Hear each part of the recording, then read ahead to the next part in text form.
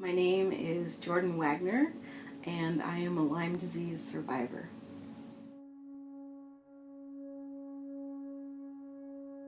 Lyme disease is a bacterial infection that you get from a transmission from a tick bite.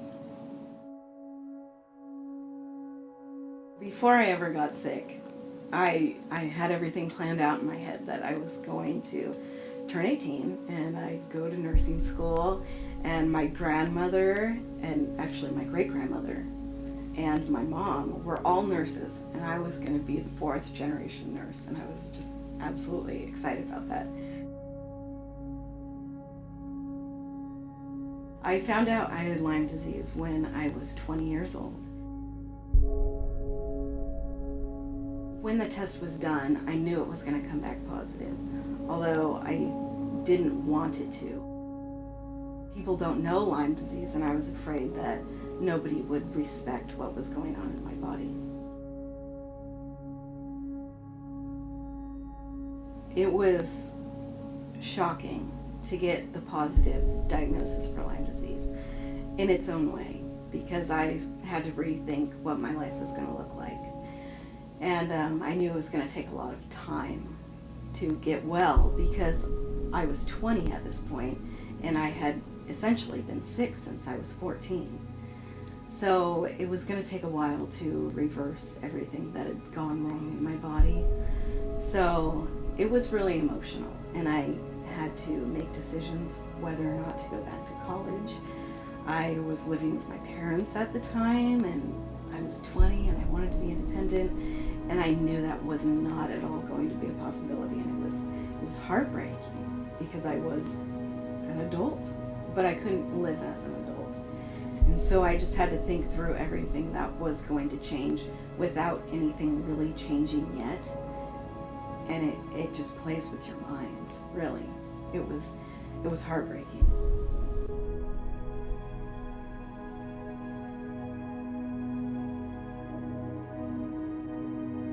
I developed really horrible pain. Soon that pain turned into absolutely excruciating pain that would send me to the emergency room, and not even the highest pain medication would touch what was going on in my body, and it was unexplainable. A scan wouldn't show what was going on, and I couldn't even explain really what the pain was like. I felt lost, being that nobody could understand what I was going through. It was just an absolute feeling of hopelessness, because I didn't have the words, and no one else had the words to tell me what I was feeling. Nobody can ever tell another human what they're feeling.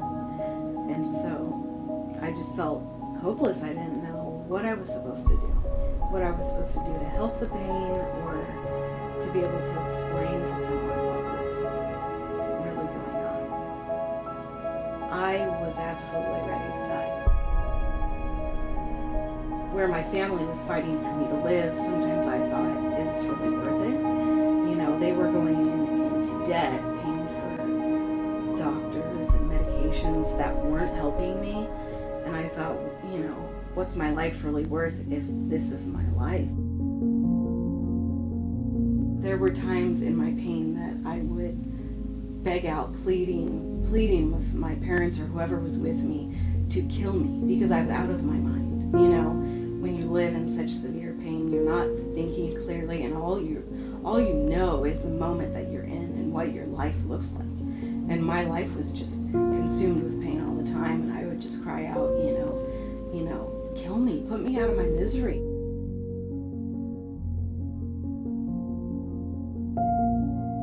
My body started to go into shock, and I couldn't eat, I couldn't think, I hardly slept, and I couldn't make it to the bathroom by myself, and I just laid in my bed basically waiting to die, even though everyone was rooting for me to live.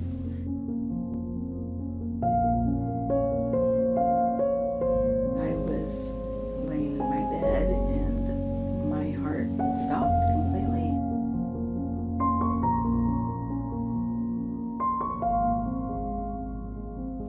Was called, and an ambulance came, and they resuscitated me. woke up in that hospital and I looked up at the lights and I was so disappointed. You know, and immediately I felt my pain. I just thought, you know, what is life worth if I'm constantly here?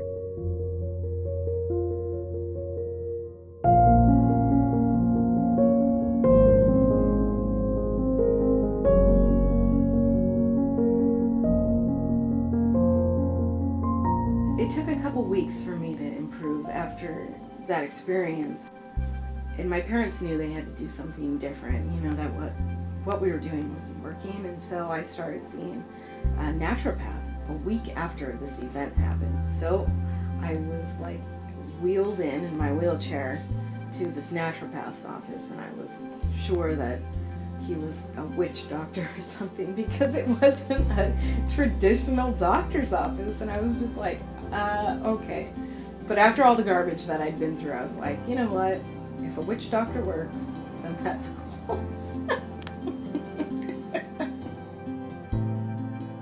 So my naturopath, his whole view was looking at my whole body, not just, you know, one thing that was going on. And I just stopped the IV antibiotics and the oral ones too, and I felt exponentially better, so much better. And it was so different from what from what most people in the Lyme community say, because a lot of people are helped by antibiotics, but every body is different, and my body did not react well to it, ever, not for one day.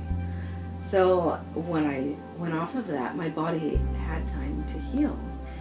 So when I started taking what I was able to, then my body was happy. You know, I could like feel it thanking me. I was saying, oh, thank you for being careful. You know? And it was a rewarding experience, learning that my body does know what's going on, and that if I'm in tune with how I really feel, that I have the power to help my body.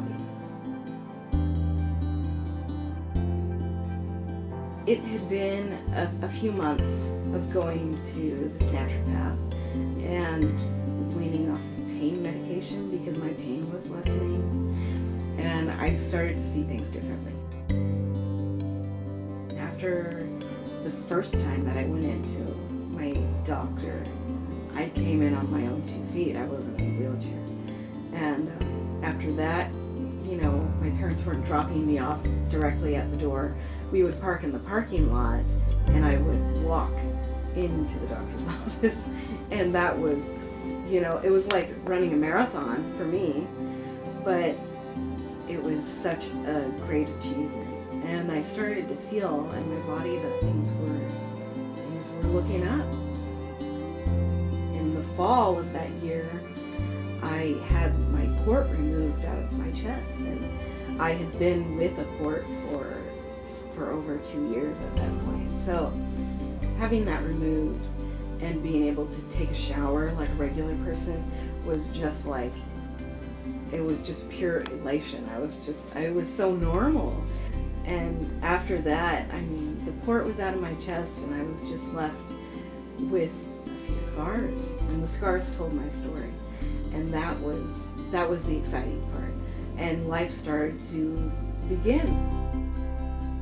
And I remember like sitting on the couch once, and I was, you know, just playing with my muscles really, and I flexed my leg, and I was like, oh my gosh, look at that. Look, I have a muscle. There's a muscle in there. And my sister was there, and she was like, that's your muscle? And I'm like, oh, it's gonna get better. And it has, and it's gotten so much better, and I gained back my strength when I'm able to do things. You know, I'm able to babysit my friends' kids, and I have a job for the first time in like 6 years. It's just brought a new perspective of independence to be able to work. It makes me feel like, you know, I can save up and, you know, be stable financially one day. I mean, it's money, and it's not that important in the grand scheme of life, but it's going to bring a future for me someday, and that's something that I never thought I would have, and now I know it's going to be something that I have. Now my goal is to become a midwife, and I've always loved babies and mamas, and I've always had an odd fascination with pregnancy and everything that has to do with it, because it's miraculous. And so that's what I'm working towards, and it'll take time. But although I'm not going through the formal training at this time, I know it'll come in the future because I'm passionate about it. I love it. And I can't wait to be a midwife someday.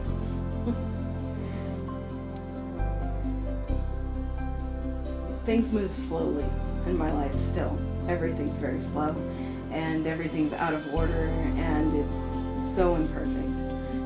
Life is bound to not always go my way. You know, if I had my way, I'd be a midwife right now, and, you know, I'd have more money in my pocketbook and things like that, but it'll happen, and it'll happen in its own time, and it'll be best when it happens, because some things just aren't meant to happen when you want it, but things go how they need to be when you need it, and that's what's miraculous.